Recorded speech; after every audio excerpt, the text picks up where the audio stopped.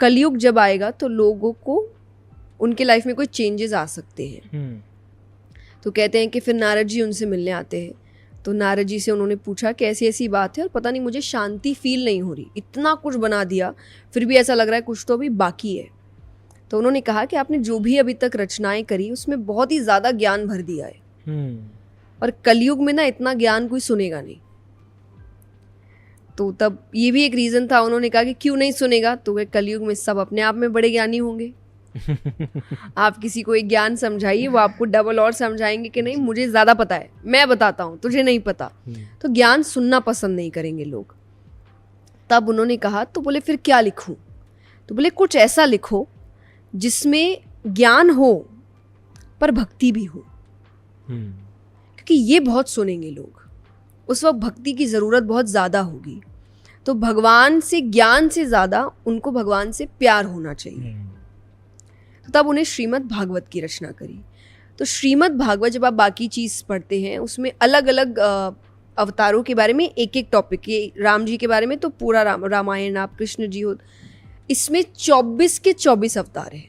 अच्छा। तो विष्णु भगवान के 24 अवतार माने गए हैं। 24 अवतार माने गए, 10 अवतार लोग कहते हैं। हाँ नहीं, जो है कि 24 माने उसमें से कुछ ऐसे अवतार हैं जिनमें सिर्फ कुछ कण है भगवान का। अच्छा। पर 10 अवतार जो माने गए हैं वो है कि पूर्ण रूप से जब भगवान आते हैं। पर इन टोटल भगवान के 24 अवतार हैं। अच्छा। तो वो 24 के 24 की सारी लीलाएं श्रीमद् भागवत में है। और लीलाएं इस प्रकार से है कि वो आपको समझा रहे हैं भगवान कैसे है। आपको किसी से प्यार कब होता है? जब आप उसके बारे में जानते हो जी, बात करते हो, मिलते हो, समझते हो, बिहेवियर समझते हो। भगवान से प्यार कैसे होगा? जानोगे। तो श्रीमद् भागवत आपको भगवान के बारे में बता रहा है कि ये ऐसे है। जब आप उसको समझते हो तो आपको लगता है कि यार ऐसे से प्यार कैसे ना हो, कितना सेल्फलेस है जी। इतना अनकंडीशनल प्यार कौन करता है?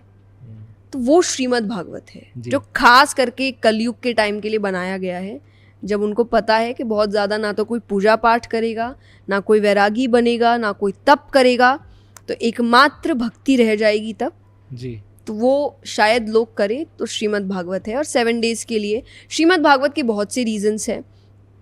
कोई पैदा हो तो कराया जाता है कि उसकी लाइफ बड़ी ब्लेस्ड हो, कोई किसी की मृत्यु हो जाए तो कराया जाता है। मैंने आमतौर पे वही देखा। हाँ जी, तो तब कराया जाता है कि उनकी आत्मा को शांति मिले। जब कोई इच्छा है आपके मन में तब कराया जाता है कि 7 डेज़ आप उस इच्छा को लेकर बैठो। और अगर आपने रियलिटी में वो कथा बहुत अच्छे से सुनी और जो नियम बनाए गए हैं वो नियम के अनुसार सुनी तो वो इच्छा पूरी होती है। तो बहुत से रीजंस है, कोई एक रीज़न नहीं है।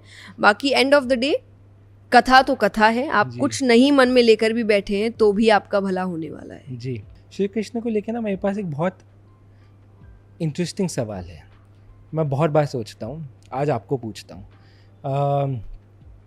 कन्हैया ने शादी की रुक्मिणी से, उनकी जो कंपेनियन थी वो थी राधा, और शायद उन्होंने उनसे सबसे ज़्यादा जिन्होंने मोहब्बत की भक्ति के रूप में वो थी मीरा। अब सामाजिक तौर तरीकों के हिसाब से हमको कहना चाहिए रुक्मिणी श्याम, क्योंकि पत्नी तो रुक्मिणी थी जी, पर हम कहते हैं राधे श्याम। नहीं, राधा जी भी थी, तो राधा जी का भी विवाह हुआ है, ब्रह्मा जी ने कराया है। अच्छा। Not everybody knows that, but Radha ji, और देखिए वो भगवान है, उनकी लीलाएं थोड़ी अलग है कि कब क्या किया, अलग अलग रीजन से, कि हम भगवान हैं नहीं। तो गीता जी कहती है कि भगवान की नकल नहीं करते, भगवान से सीख लेते हैं, क्योंकि नकल आप कर नहीं सकते जी। अगर आज आप भगवान की नकल कर रहे हैं, फॉर एग्जाम्पल, जब हम आज का यूथ बहुत कुछ अच्छा करता है पर बहुत कुछ बुरा भी करता है, जिसमें से एक मुझे लगता है जब वो नशा भोले बाबा के नाम पे करता है। अरे शंकर जी भी तो करते हैं, जहर भी पीते हैं, पियो, पी सकते हो आप, बराबरी करिए तो पूरी करिए ना। बिल्कुल। उनके अंदर जहर पीने की ताकत है और जहर को डाइजेस्ट करने की ताकत है जी। आपके अंदर तो आप एक दिन नशा करो, दूसरे दिन आप कहाँ मिलते हो आपको पता नहीं जी। तो आप कहाँ से बराबरी शंकर जी की कर रहे हैं? तो आपको करना है, that is your own choice. I don't जज people on their choices, but भगवान को बदनाम मत करो जी। अपनी हरकतों पे करो कि भाई मेरा मन है, मुझे करना है। उन्होंने किया तो मैं तो, उन्होंने बहुत कुछ किया। अगर आप कृष्ण जी के लिए ये बात कहेंगे शादी करी या रास किया, उन्होंने गोवर्धन पर्वत उठाया, जी। आप एक छोटा पहाड़ी उठा लो। उन्होंने 7 फन के सर्प पे नृत्य किया, आप एक फन के सामने थोड़ा 10 मिनट्स खड़े रह लो। सही बात। आप कर नहीं सकते ना ये सब, तो नकल नहीं करते। और ये स्क्रिप्चर्स ने बहुत पहले बता दिया जी कि नकल तो करनी ही नहीं है। हम्म तो जो किया उसके पीछे लेसन क्या था वो आपको लेना है। बाकी राधा जी का नाम आता है क्योंकि राधा जी से ज़्यादा मुझे नहीं लगता किसी ने प्यार किया। अच्छा। क्योंकि सब कुछ अपनी एक जगह, शादी हुई इत्यादि सब कुछ, पर जितना विरह, जितना डिस्टेंस उन्होंने सहा किसी ने नहीं सहा।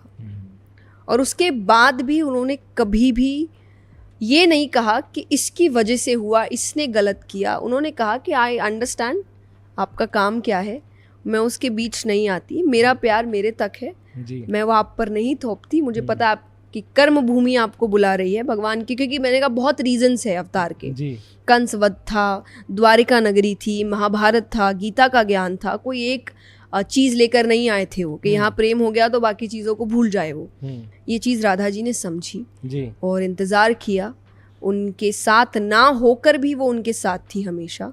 तो उनको एपिटमी ऑफ लव माना जाता है, एपिटमी ऑफ सैक्रिफाइस माना जाता है। तो जब इतना कुछ होता है तो तब भगवान को लगा कि बदले में उनको ये मिल सकता है कि हमेशा मेरा नाम उनके साथ रहेगा। अच्छा।